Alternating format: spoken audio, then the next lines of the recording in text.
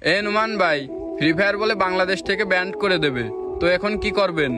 আরে কতজনে কত কি কইলো, ফ্রি ফায়ার তো আমাদের মনে ঠিকই রইলো।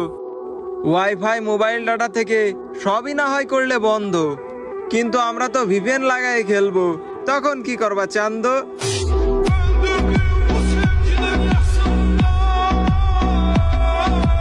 বাংলাদেশের সব থেকে কমে ও দ্রুত যদি ডায়মন্ড টপ আপ করতে চাও, তাহলে এখনই প্লে স্টোরে গিয়ে সার্চ করো বট টপ আপ। আর হ্যাঁ, ভালো লাগলে অবশ্যই বন্ধুদের মাঝে শেয়ার করে দিও।